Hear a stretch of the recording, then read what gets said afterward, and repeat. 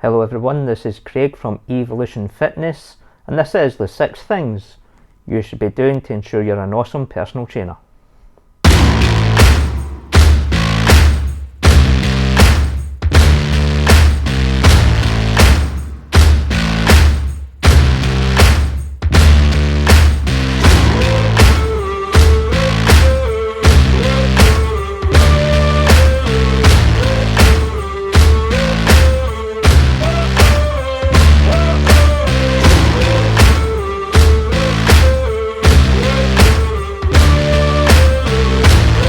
Okay, so here are the 6 things that you can implement just to make sure that you are an awesome personal trainer.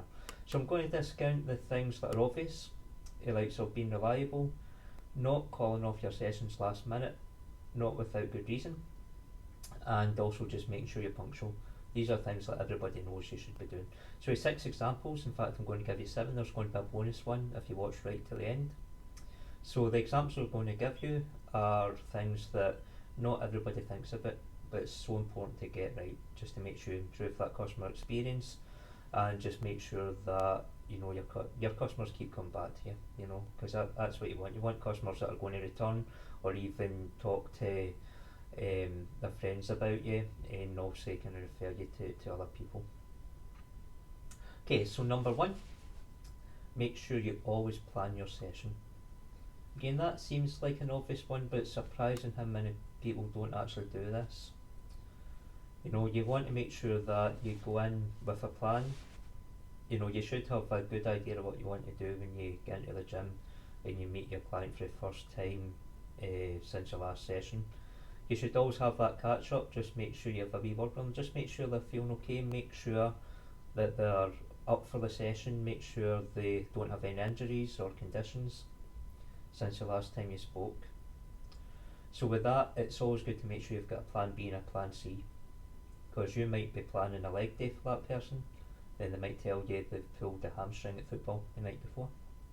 So you need to make sure that you've got something else in mind if that happens. It's possible as well. They might be carrying a couple of injuries, or possibly some of the exercises you plan to implement. Maybe the gym that you're in at the time, that equipment's not available. So always make sure that you have planned your session, but also just make sure that you have kind of other alternatives if you can't do the full session that you plan to do. Okay, number 2, make sure you give your client your full attention. We all know that personal training, it's not a cheap thing. It can be expensive, but it is so worthwhile if you've got a good personal trainer. So with people paying that amount of money, you need to make sure that they have your full attention. So one of the mistakes you see happening quite often is a lot of personal trainers will spend a bit of time on the phone when they're training somebody. They could have somebody on a treadmill, they could be sitting back scrolling through Facebook, and believe me, I've seen it happen. It's always advisable, if you want to time somebody during an exercise, if you're doing like circuits that might be time under tension, you might want to have your phone to time the the exercises, but if you can, try and avoid that. Always make sure if there's another alternative, if you want to use your smartwatch, or if you have a stopwatch, because quite often if you're looking at your phone, you're timing with the phone, it looks like you are kind of looking at texts and things. If you must use your phone, and sometimes I've had to do it, been caught short, I've not had a stopwatch, or my watch has died, I would need to use my phone, just put it to the side, just hit start, hit stop, just glance at it whenever you need to. Just make sure as well that you don't kind of turn and start talking to other people while people are in the middle of their exercises. Again, that's something that you see from time to time. Obviously, like I say, that person's paying you for your full attention, so you don't want to get away kind of speaking to other people. It's fine just being polite, saying hello, a nod, or whatever. Even during a recovery, if somebody comes up and starts talking to you, make sure you include everybody in that conversation. Just make it short and sweet. You obviously make it clear that you're training somebody and it's time to go on with the next rep. But quite often somebody will come up and talk to you and your client, and include everybody in that conversation, but it's not something you want to see going on too long, because obviously it's going to cut into your client's time and your time. You may also work in that gym, not just a personal trainer, you might be a fitness advisor, and you might be either employed by that company, by that gym, or part employed by them, like I am. And quite often you will get customers coming up and interrupting your session because they need help with something. Just make sure that you don't give in, don't say to your client, right, I'll be back in a wee minute, and then go and do whatever it is you're asked to do. Again, this person is paying you for that hour, so they deserve your full attention. Just be polite to the other customer, just say, I'm sorry, I'm PTing at the moment. I says, but if you go and speak to another member of staff, they'll be glad to help you. So always make sure that you give your client the full attention they deserve it. Okay, number 3, take good quality notes. I used to use a clipboard and a pen, or a pad and a pen, and I used to write everything down on paper. Now I favour an iPad, because I just feel like I was going through too much paper and I want to save the cheese. So rather than so if you don't want to use a pen and paper, obviously you can use a device like an iPad. Again, it looks different from a phone, so it doesn't look like you're scrolling through Facebook, and it is quite obvious that you're using that for work purposes. From time to time I've heard personal trainers saying, oh, I don't take any notes, I know my clients well, I've got it all up there, I know what I'm doing. Yeah, that's fine if you get 1 or 2 clients, but if you've got 8, 9, 10, my maximum's 12, and quite often I'm fully booked at 12. If you've got 12 people, it's hard to remember everything they do. But it's not just about recording what they're doing or what you plan to do with them. It's not just about taking a note of the sets, the reps, and the weights. Always take kind of good quality notes as well. You can get some feedback from a client either through observation or verbally, and you can take a note of that. And I think it always kind of things like this kind of help you when you come for like follow-up sessions. That any sessions that you do after each session, it's always good to have a wee look back, just to have a wee think about how your client was looking, how they felt, if there's anything that you thought could be improved. And it's also handy just to take a wee note of any kind of wee injuries they may have had out with the session, just to make sure that you take a note of just everything that's going on. So I could talk about notes kind of all day and all the scenarios you can take notes for, but just think about more than just that the sets, reps, speed, whatever. Always make sure you take notes on everything from how they're feeling, anything they may say to you that you think, okay, you might want to kind of change things up the next time to avoid them feeling like this, so on and so forth. So always make sure you take good notes, and always refer back to them before they start off each session. Okay, number 4, aftercare and feedback. So at the end of the session, don't just say, right, well done well, see you later, see you next session. Always spend a wee bit of time having a wee chat, with your client. Just make sure they enjoyed the session. Ask for feedback on the session ask for feedback on the session if there's anything that could have been done better, or anything they'd like to include in the next session. And just kind of speak to them in general, just ask them what they're up to like that night, the weekend, or whatever. And sometimes you get kind of good feedback then as well, because you've got an idea of what people do out with the gym, which is important. Because don't forget, when somebody takes out a training program with you, you're more than likely going to only see them for like 2 hours a week, so you might have 2 1-hour sessions a week. When you think on health and fitness, that is such a small amount of time when you consider the things that can impact your day-to-day, your day-to-day health and your body condition. Obviously you've got nutrition, you've got sleep, which is a really big thing as well. A lot of people underestimate sleep. And also you've got like of alcohol consumption, diet, things like that. So just make sure you have a wee chat, you find out what's going on out with your sessions, and always be available as well. Because like I says, a big thing as well, nutrition. Somebody might be out shopping, they might be pulling together their meals for the week. They might just think, oh, I don't know if that's necessarily the best choice for me.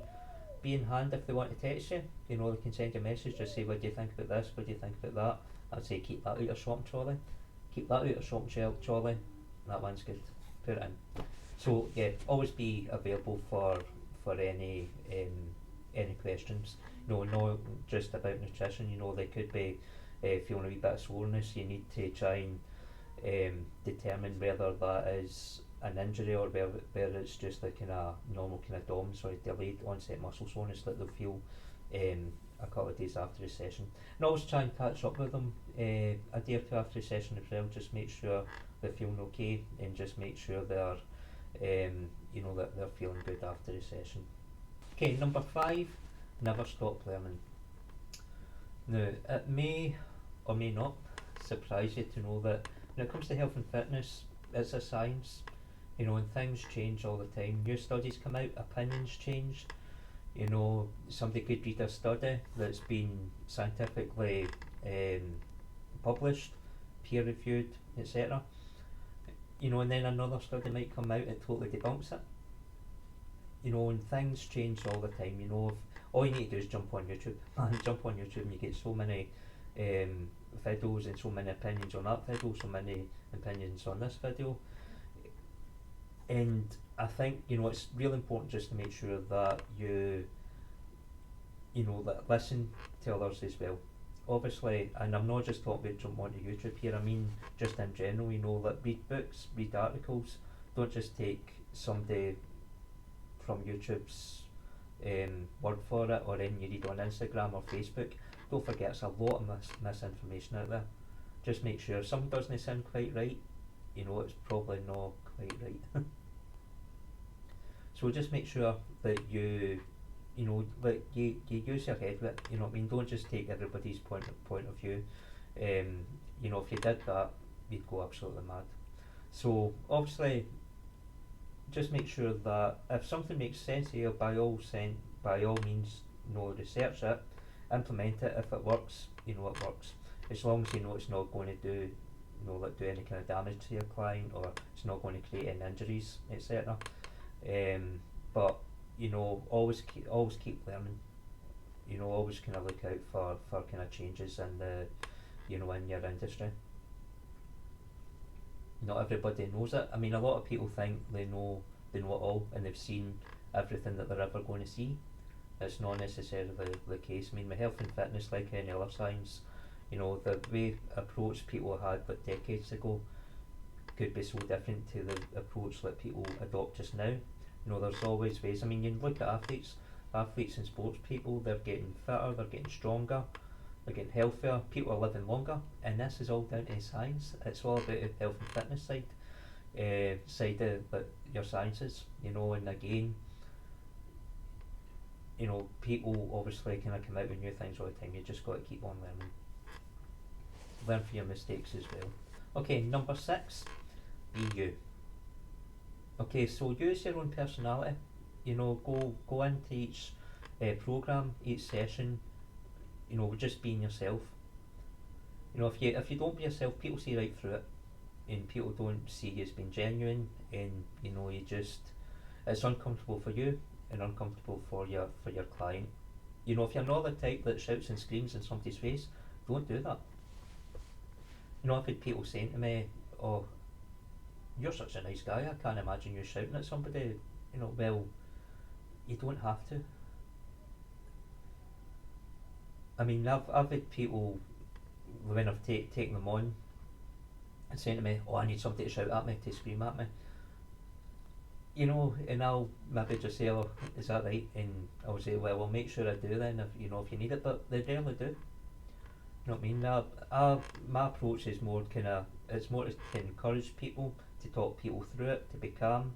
be a calming influence on people. And sometimes people that think they need shouted at, that's all they need. They need that calming influence.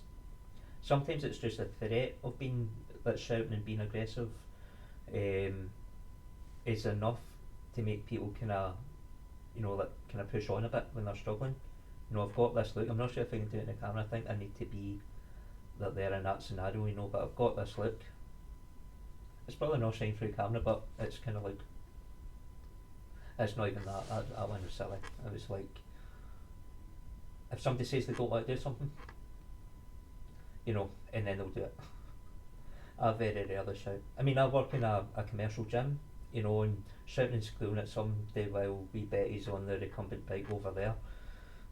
It's not the kind of done thing when you're in a kind of busy commercial gym.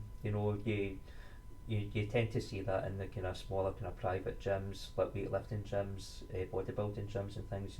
It's more kind of prominent. But for me, I've got a kind of laid back attitude. I've got a serious attitude.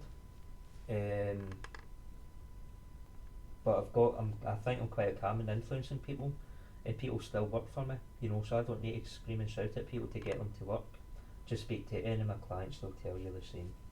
Okay, so be you. Like I says, people don't want to see a kind of false you, and again, it is just can be so awkward if somebody sees right through that. So be you, and enjoy your work. Okay, so here's your bonus 7th tip, and thank you if you're still watching. Thank you for watching all the way to the end. So my bonus tip is just to add value. Look at your session. Think, where can I add value to a session? And I don't just mean by following all the tips I kind of gave you before. Think about things that other people don't do. Something that's going to kind of not just make you stand out, but you want to put as much value into your session as you can. Like it says, excuse me, it is an expensive thing to take up a PT program. So you want to make sure that you're not doing anything that you're not shortchanging anybody. So for instance, I'll give you some examples, some secrets. So this is a secret bonus, so don't tell anybody if you've been good enough to watch the end. If you've been good enough to watch the end, then you're interested and you want to be an awesome personal trainer. If you switched off by now, you think you know it all. Okay, so the things I do to add value is the first session after the consultation. So the first training session, I'll always make sure I warm up the client, on the treadmill. I let them know what exertion level they're wanting to look at when they're warming up. I'll take them through their dynamic stretching, and then I'll take them through the hard work. Then at the end, I'll stay with them during a cool down, and then show them the static stretching at the end. So on the second session, what I'll do is I'll just tell them to be there that good 10 minutes before a good 10 minutes before the session actually starts. I'll tell them to make sure they do their own warm up and dynamic stretch. I will then just dive straight into the hard stuff, the stuff where I can actually add value.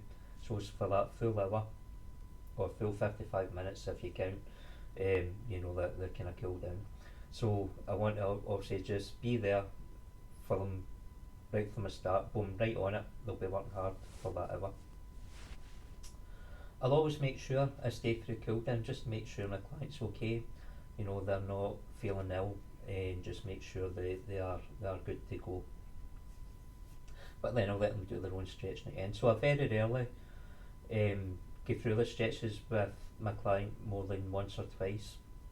That's because I think once you know how to warm up and once you know how to stretch, you can do that yourself. There's no point in me going through the same stretches over and over again. Unless you're like going to yoga, I don't really see much point. If somebody comes to me and says they've got like a postural issue or a spot of postural issue, or else if somebody in particular just wants a bit more flexibility, then yeah, I'll obviously include the stretching within the program, within the session. Sorry, but if somebody isn't necessarily looking to improve flexibility or improve posture, then I'll let people kind of deal with their own kind of stretching, and I'll always make sure they do as well. So once they've done cool down, make sure they're away stretching before I leave them. So if you don't, people just not bother. They'll just go out, they'll jump in a shower or just head home. then the stretching never gets done. It's so important to make sure you stretch at the end of your session. The dynamic stretching at the start is useful as well. It's good to do that. But again, not everybody does. So yeah, I just think that by going through the same stretches with everybody, session in, session out, you're not adding value to the session then. You know, you want to come in and you want to do the work with them, you know, where you're adding the value, that's what you want to do. Okay everybody, thanks for watching. That was your 6 tips, your bonus 7. Don't tell anybody. And don't forget to like if you like the video, and please subscribe to the channel, hit the notification bell, and that will really help me out a lot. Remember, I'm on social media as well, so you can follow me not just on YouTube at Evolution Fitness and Athletics. You can follow me on Facebook, the same name, Evolution Fitness and Athletics. I'm on TikTok at EvoFit79, and on Instagram as well, EvoFit_PT. Okay, again, thanks for watching, take care, good night, and see you all again soon.